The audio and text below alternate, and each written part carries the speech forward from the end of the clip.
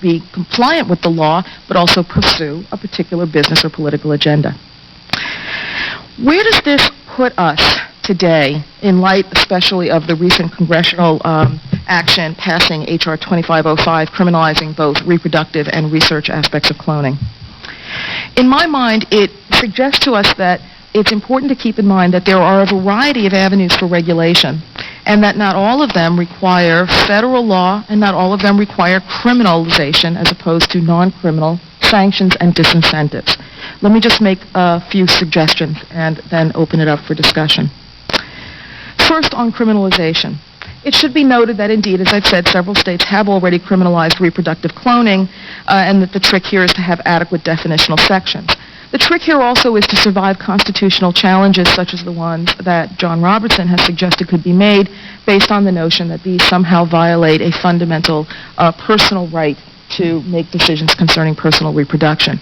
I think that in fact these statutes would survive that challenge. The current Supreme Court, I don't believe, would see the rights to procreate as largely biologically based or genetically based, but rather being based in notions of marital intimacy and family intimacy and relationships, which are to some extent absent in the justifications here, and so make it a little bit more difficult. The criminalization of research cloning, however, I think is somewhat more vulnerable to constitutional challenge. H.R. 2505 is specifically premised on the notion that this is an aspect of interstate commerce. It's not premised on any kind of equality of persons kind of liberty argument.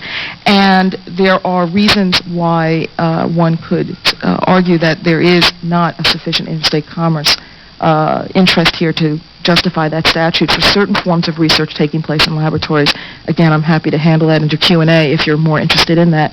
And secondarily, on an asserted right to do research, something akin to the First Amendment right to free speech and free inquiry and free association, one might argue that there is implicit in that a right to do research, and there is almost no case law on that, and only a handful of professors who've ever written on that subject, and one of them is sitting to my right.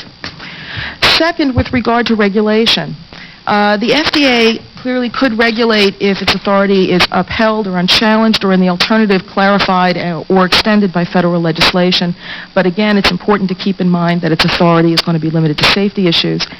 In addition, its authority with regard to reproductive cloning seems much more difficult to tease out of the statute than its authority with regard to research cloning, with the ultimate goal being cell-based therapies, where you really do see the analog to typical drug and transplantation. Next, tort reform. States have not, to my knowledge, even begun to explore the power of reforming their tort law to make medical malpractice a significant disincentive to premature use of this technology. If instead of a negligence standard, there was a strict liability standard adopted, so that it doesn't matter how well you tried to do it, and it doesn't matter how changeable the practice is, you are held strictly responsible for any bad outcomes that occur.